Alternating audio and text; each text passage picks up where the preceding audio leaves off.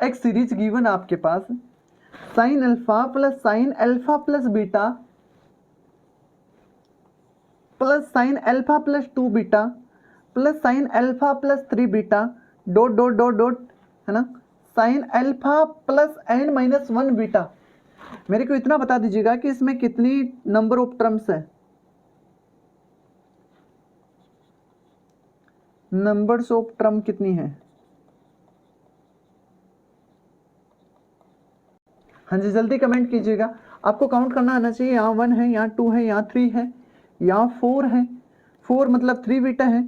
पहले तो ये देखिएगा बीटा बीटा ऐड हो रहा है, नीचे लिखा भी है here argument has equal common difference बीटा, मतलब सब में बीटा बीटा ऐड हो रहे हैं। यहाँ सब में कॉमन डिफरेंस बीटा है। इस बात को मैं एक्सप्लेन करना चाह रहा हूँ। अब यहाँ देखिएगा कि 3 बीटा में कितनी टर्म ऐड हो रही है, 4 टर्म ऐड हो रही है। तो यहाँ लास्ट में क्या है, n माइनस 1 बीटा। तो नंबर ऑफ टर्म्स कितनी हुई आपकी, नंबर ऑफ टर्म्स हुई n। हाँ जी, जब साइन की same argument same difference argument हो तो किस तरीके से सॉल्यूशन करेंगे। इसमें 3 साइन आएगा। क्या आएगा, 3 साइन आएगा। कौन कौन सा 3 साइन आएगा, ध्यान से देखिएगा। साइन बटा साइन गुणा साइन। हाँ जी, ये 3 साइन जो आया है, 3 साइन, इसमें क्या क्या लिखा जाएगा। ऊपर वाले में लिखा जाएगा n बीटा बाई 2। अब बीटा आपका लिखा ही है, बीटा क्या है आपका, कॉमन डिफरेंस है, आर्ग्यूमेंट का कॉमन डिफरेंस है।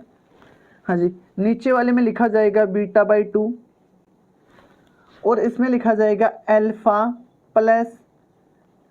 Plus n minus 1 beta by 2।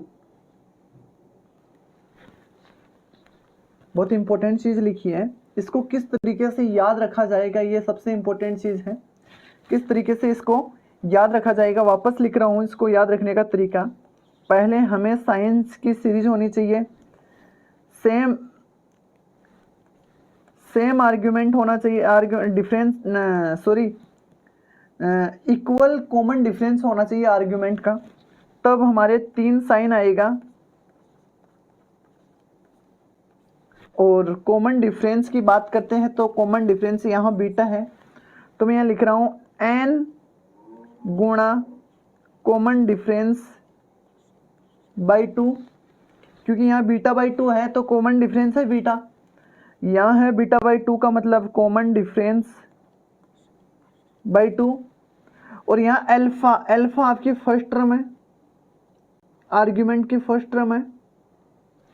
और ये है alpha plus n beta by 2, n beta. तो ये है आपकी लास्ट, ये तो आपकी हुई फर्स्ट, ये हुई लास्ट आर्ग्यूमेंट। तो इसको किस तरीके से लिखा जाएगा, है ना, तो आप लिख दीजिएगा फर्स्ट एंगल